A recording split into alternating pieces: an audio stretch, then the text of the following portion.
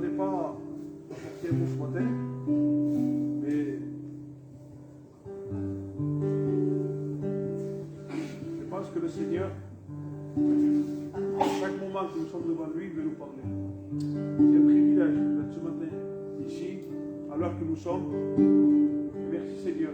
C'est vrai qu'on n'est pas très nombreux, mais le nombre n'est pas le plus important. Regardez, il y a même des personnes avec nous connectées sur Internet. Mais le plus important ce matin, c'est que ce mot puisse arriver à nos vies. Alors, j'ai un petit titre, c'est veiller et prier. Je vais prendre un texte, mais dans le contexte où il a été dit, il est important. Celui qui a la Bible va prendre l'évangile de Marc, chapitre 14. Il va prendre le verset 38, mais c'est le verset 37 qui me fait comprendre un petit peu ce que le Seigneur est en train de dire.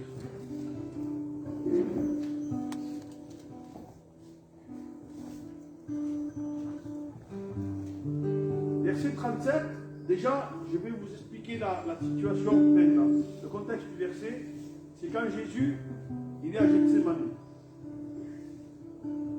Verset 37, il va dire, et il vint vers les disciples, qu'il trouva endormis. Et il dit à Pierre, Simon, tu dors, tu n'as pas pu veiller une heure. Et le verset 38, c'est celui-là que Dieu va nous parler ce matin. Il va dire, veillez et priez, afin que vous ne tombiez pas en tentation. Et ce matin, c'est ce que le Seigneur va nous dire. Veillez et priez. L'esprit, avec le petit E, donc il parle de l'esprit de l'homme,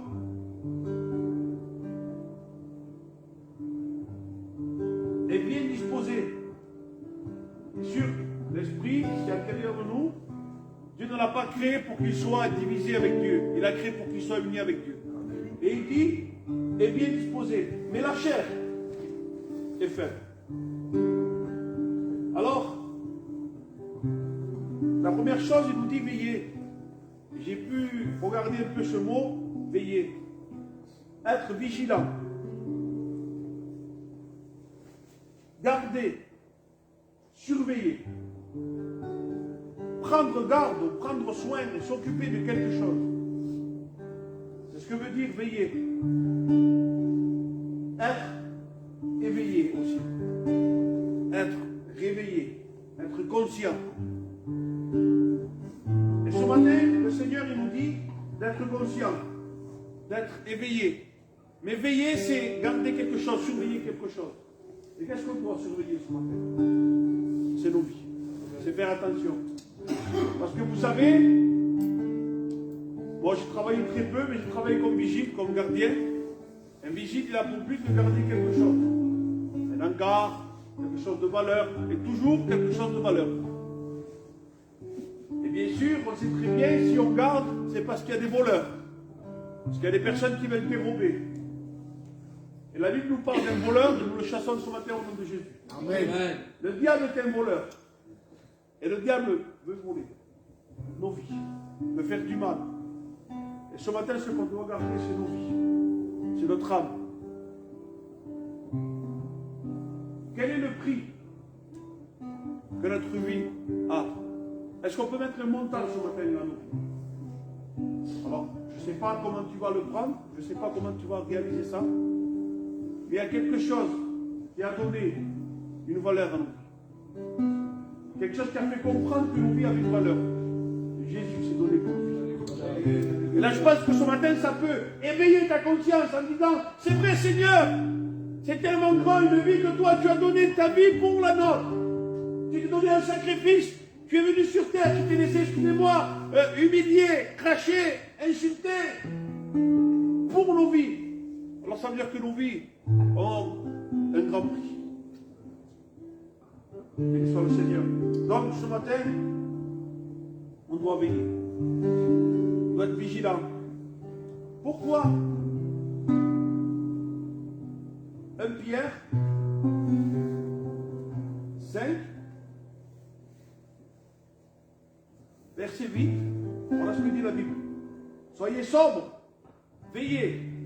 Votre adversaire, le diable, rôde comme un lion rugissant, cherchant qu'il dévorera. 1 Pierre 5. Et il dit, verset 9, résistez-lui avec une foi ferme, sachant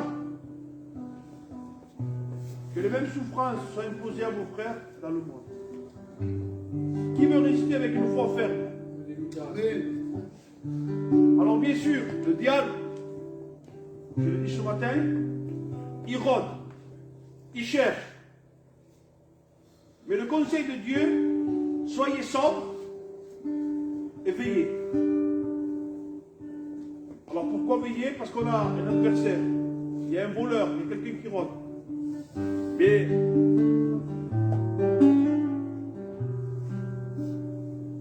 et on va rester toujours dans éveillé. Je prends Thessaloniciens chapitre 5 et verset 6. Voilà ce que la Bible nous dit. Ne dormons point comme les autres, mais veillons et soyons sobres. Alors ce matin, il est important d'être éveillé. Nous sommes là depuis 6 heures du matin, et merci Seigneur. Mais le plus important, c'est quoi? C'est pas simplement dans notre chair de nous réveiller, mais d'être éveillé dans l'esprit.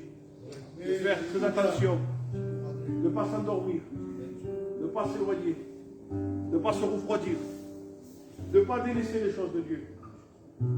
Le temps que nous avons, il faut le mettre pour Dieu, nos bénéfices de Dieu. Alors, priez, veillez et priez. C'est important. La prière est la relation que l'homme peut avoir avec Dieu à travers le dialecte. La prière est une relation avec Dieu. C'est avoir une conversation avec lui. C'est avoir un partage. C'est lui donner, mais c'est aussi recevoir. C'est pour ça qu'il est important de pouvoir prier. Parce qu'on peut dire, mais est-ce que Dieu ne sait pas toutes choses? Est-ce que Dieu, avant que je dise quelque chose, il ne le sait pas? Bien sûr qu'il le sait. Mais c'est quoi qu'il veut, le Seigneur? Il veut qu'on ait ce partage, cette connexion, cette relation, cette intimité dans la prière. C'est important. Parce que des fois, même si on sait ce que l'autre ressent, on a besoin de partager. On a besoin de sortir ce qu'il y a à l'intérieur. Et Dieu l'a voulu comme ça. Thessaloniciens 5, verset 17. Non, pardon. Il est où celui-là?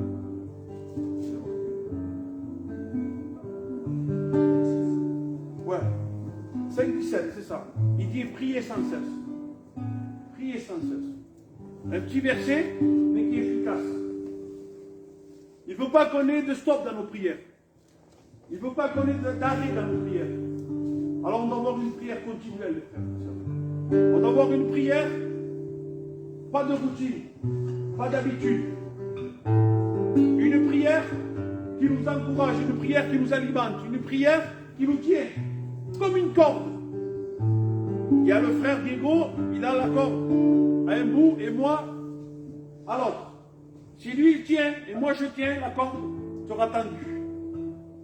Et c'est ce qu'il veut le Seigneur. La prière nous fait que nous soyons en relation avec Dieu et que les choses se passent bien. Parce que quelqu'un qui est loin de la prière, c'est quelqu'un qui est loin de Dieu. C'est quelqu'un qui n'a plus de relation avec Dieu. Parce que la prière te fait aussi rentrer dans l'intimité, te fait devenir ami, en quelque sorte.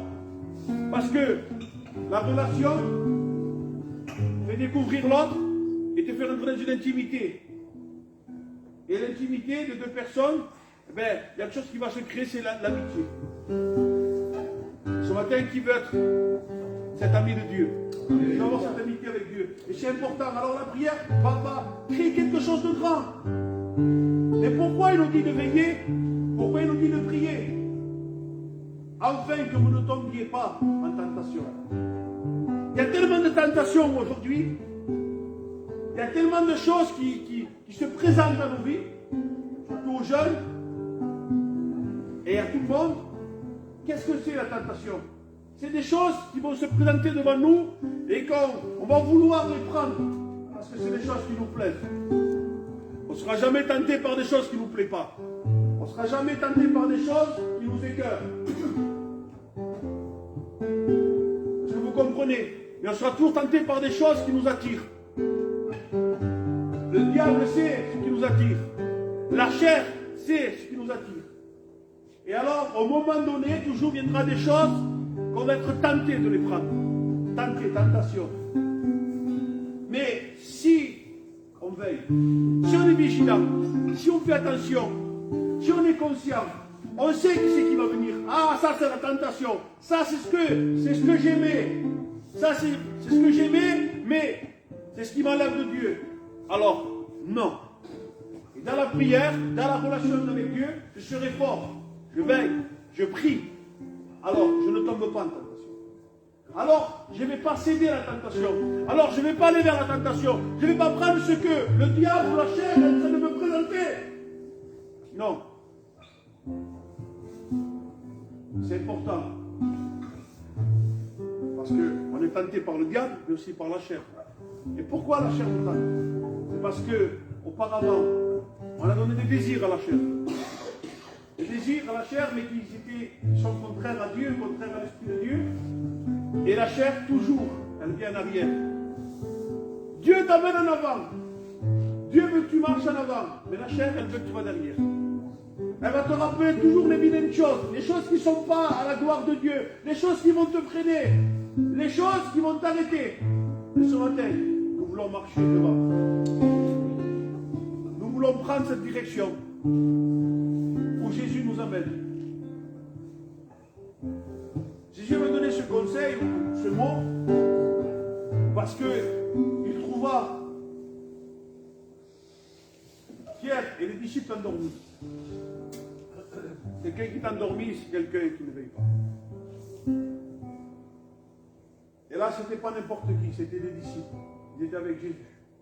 Ils ont vu les miracles de Jésus. Ils ont écouté la prédication de Jésus. Imaginez-vous Jésus là, présent. Dans le corps, il y avait 2000 ans en arrière, là présent. Imaginez-vous. On écoute ces prédications. On le prend. Jésus, viens, au hôpital, là-bas, il y a mon oncle. Vas-y, viens-le. Regarde celui-là, là-bas. Et après, pourquoi se trouver endormi? Alors, comme j'ai dit l'autre fois, en train de prêcher, on ne veut pas voir avec nos yeux charnels, mais nous voulons voir avec les yeux de notre cœur. C'est une vision spirituelle. Donc ce matin, Seigneur, je ne veux pas m'endormir. Parce que la Bible dit que l'esprit est disposé. Bien sûr, l'esprit a été créé pour les choses spirituelles, pour les choses de Dieu. Mais la chair, malheureusement, elle a désobéi. Et la chair, aujourd'hui, elle ne veut pas la bonne direction. Mais vous savez, on peut faire quelque chose. On peut faire changer de décision, la chair. On peut faire, je ne sais pas comment dire ça, mais on peut soumettre notre chair à la volonté de Dieu. Parce que notre chair aussi, et véritablement, nous sommes convertis, et on connaît Dieu, notre chair, elle peut être au service de Dieu. Parce que regardez ces hommes qui ont fait des œuvres, qui ont fait des kilomètres, qui ont prêché, qui ont fait des jeûnes, ces personnes qui se sont données à Dieu, c'est eux aussi. Il y avait leur chair, il y avait leur corps, leur part, et ça c'est important. Alors ce matin, il y a notre part. Regardez, ce matin, qui c'est qui a mis le réveil pour venir ici à 6 h du matin? C'est vous. Bien sûr que Dieu était d'accord.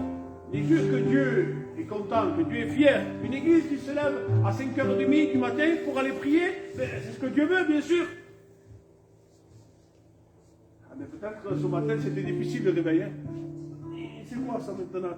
Tu te rappelles même plus que tu allais prier ce matin. C'est quoi ça? Le truc qui sonne là, c'est quoi? Même moi, ça me l'a fait. Et de suite, il dit, ah non, Seigneur, ça y est. Il y a quelque chose de bon qui m'attend. Je vais dans ta présence. Et ce matin, c'est vrai que la chair est faible. Mais apprenons notre chair. Il y a des bonnes choses dans le Seigneur.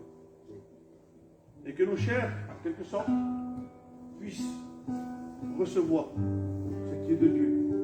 Pour qu'elles puissent servir Dieu. Béni soit le Seigneur. Matthieu 5, verset 29.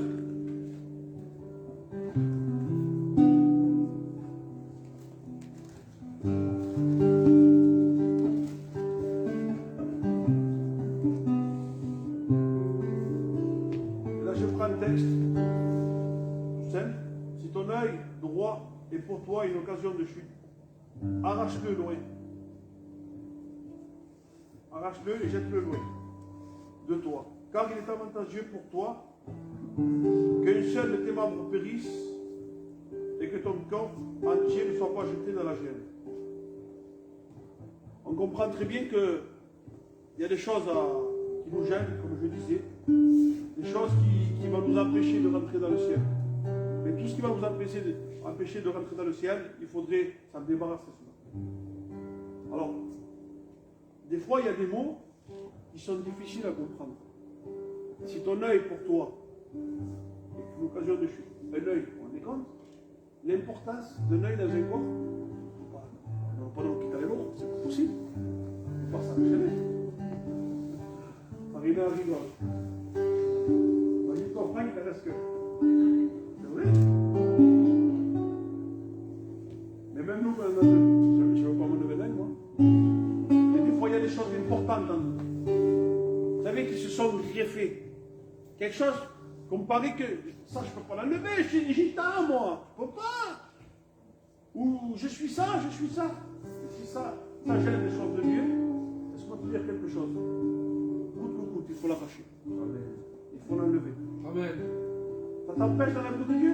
Parce qu'il dit que si tu ne le fais pas, c'est la gêne. C'est ce que c'est la gêne. Non, je ne veux pas aller dans la gêne. Alors c'est dur, je l'arrache. Pourquoi? Vaut mieux enlever un membre et rentrer dans le ciel et tout entier qu'en enfer. Non, je veux. Alors ce matin, on va le faire. On va continuer à prier.